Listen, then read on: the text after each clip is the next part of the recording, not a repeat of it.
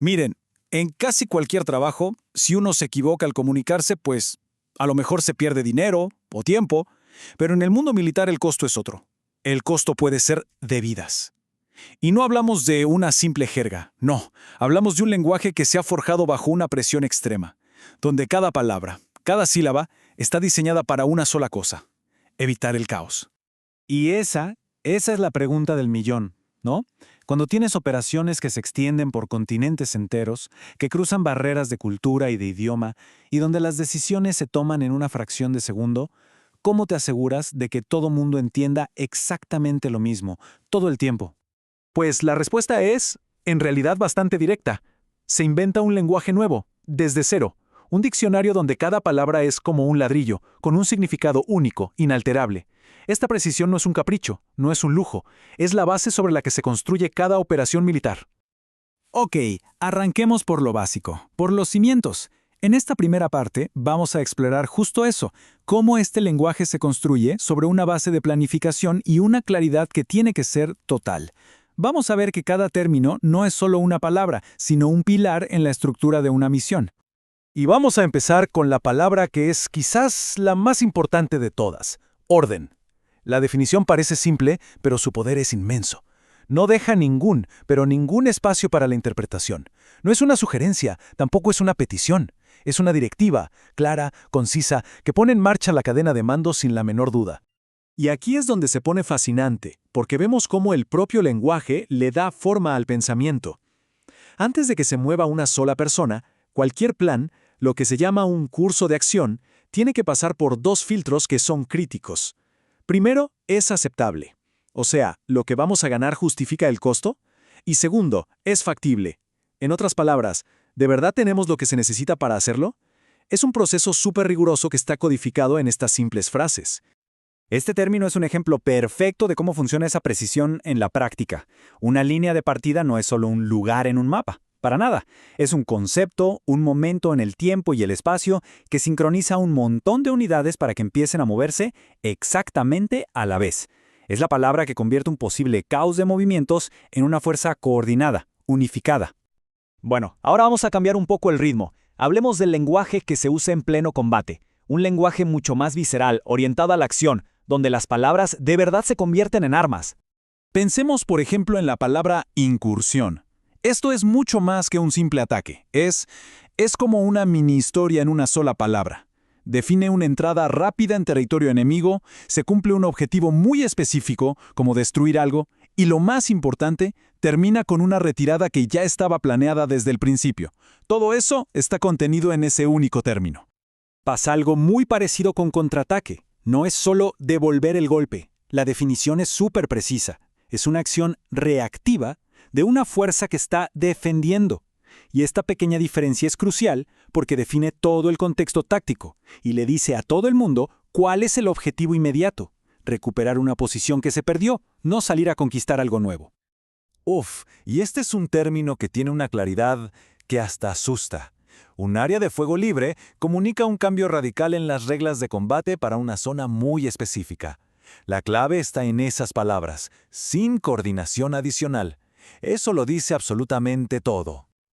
Ok, ahora hagamos un zoom hacia afuera. Dejemos las tácticas del momento y pasemos al lenguaje de las grandes decisiones, el que se usa en las salas de estrategia. Aquí, las palabras ya no mueven solo soldados, mueven naciones enteras. Ojo aquí, porque esta diferencia es clave. Una alianza, pensemos en la OTAN, es un pacto formal que dura en el tiempo con compromisos a largo plazo. En cambio, una coalición es algo temporal, un grupo que se forma para una misión específica y luego se disuelve. Usar la palabra incorrecta puede tener unas consecuencias diplomáticas y estratégicas enormes. Y así llegamos al concepto que de alguna manera lo envuelve todo: estrategia.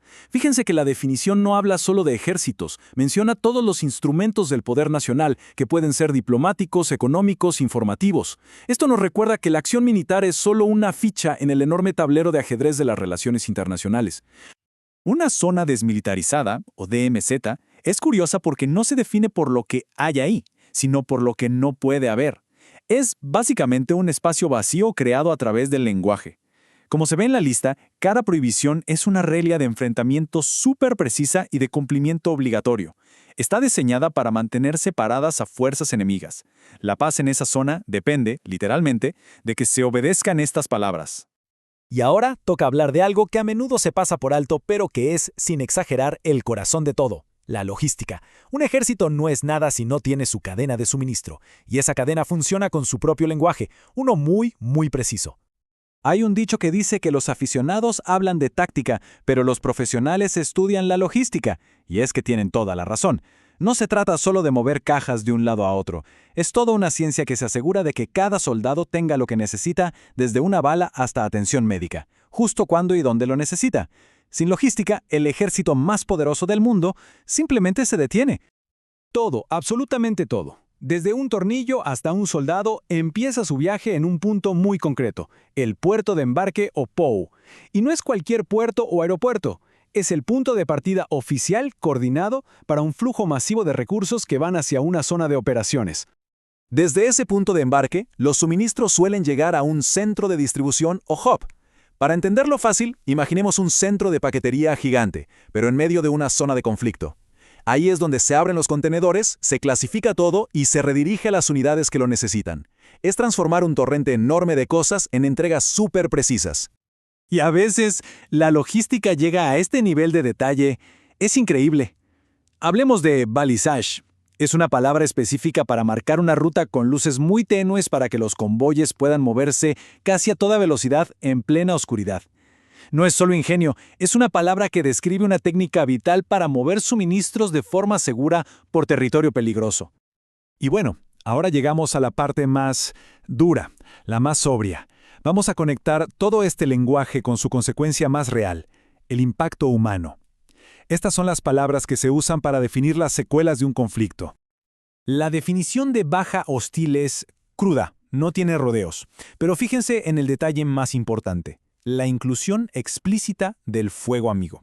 Esto nos demuestra que el lenguaje no está hecho para endulzar la realidad, sino para registrarla con una honestidad brutal, incluso en sus momentos más trágicos. Con el término interno civil, vemos algo clave. El lenguaje militar no existe en un vacío. Tiene que conversar, por así decirlo, con el derecho internacional. Al definir a una persona civil que es detenida por seguridad, se crea una categoría legal específica que implica responsabilidades bajo las convenciones de Ginebra. Y para terminar esta sección, una palabra que es muy potente: el bloodshed. Este es un ejemplo increíble de cómo este lenguaje también incluye herramientas para la supervivencia, herramientas desesperadas y totalmente centradas en lo humano. Es una promesa, una petición de ayuda y un contrato, todo a la vez, en un pequeño trozo de tela. Entonces, después de todo este recorrido, ¿qué hemos visto? Hemos visto un lenguaje diseñado para un solo propósito: tener una precisión absoluta en las peores circunstancias imaginables. Y eso nos deja con una última pregunta para reflexionar. Si hace falta todo un diccionario, toda una estructura de claridad inflexible para organizar la guerra, ¿qué nivel de precisión y de entendimiento mutuo necesitamos en nuestro lenguaje de todos los días para poder construir una paz que dure?